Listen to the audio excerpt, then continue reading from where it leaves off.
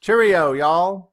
Mr. Bryson here, a South Texan Anglophile here to talk with you about English snobs. Those folks who publicly correct other people's English. Whether it's correcting the way people speak, like Henry Higgins in the play Pygmalion and the musical My Fair Lady, or Lynn Truss, self-proclaimed punctuation stickler and author of the book Eats, Shoots, and Leaves. The debate about the proper ways to speak is perpetual, both in America and across the pond. Of course, we Americans are often considered poor examples of English-speaking society. We don't sound like our distant cousins sound. At times, it seems like a completely different language. We even loosely throw around the phrase British accent to encompass all people of the United Kingdom, which is an overgeneralization to say the least. But how did American English become so different from English English? It dates back to as early as the American Revolution. According to John Algeo, in the Cambridge History of the English Language, it all happened because the nouveau riche of the Industrial Revolution were seeking to distinguish themselves from other commoners and adopted non-rhotic pronunciation. In order to demonstrate their new upper-class status, instead of saying, "Charles, get the car," they started muttering, "Charles, fetch the car."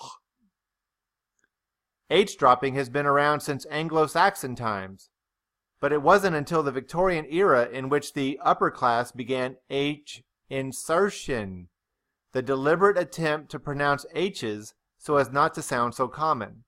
But only people like Henry Higgins have held on. The spread of public education is the real reason why the concept of proper English developed, and why some people believe there is a correct and incorrect way to use language.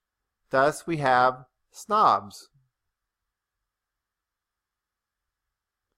But since English is spoken all over the world, is it possible that there could be a place where English is spoken properly, more properly than other places?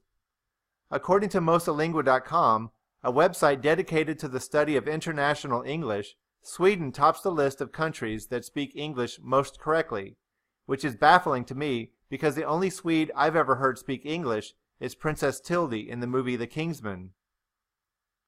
Yikes. So is it even possible to imagine a world in which someone else's English is not a cacophony to some other English speaker's ears? Perhaps not. But is it snobby to correct somebody who is obviously incorrect in their pronunciation of words?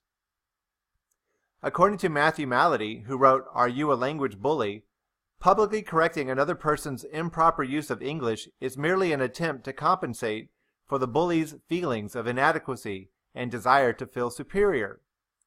Correcting the way someone speaks usually results in feelings of resentment. So then, is no one allowed to correct another person's mistake? What if the mistake is egregious, and informing the English perpetrator's mistake can help them in the future? When correcting someone, it is important to not embarrass the person making the mistake.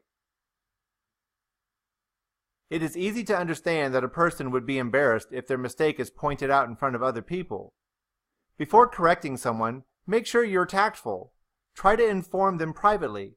You can show empathy as well as by telling them that the mistake is common or that you used to make the same mistake too. Kindness is better than authority.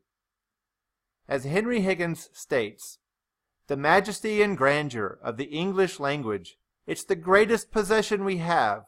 The noblest thoughts that ever flowed through the hearts of men are contained in its extraordinary, imaginative, and musical mixture of sounds." To which Eliza just might reply, "Ow!" Citations and salutations, y'all.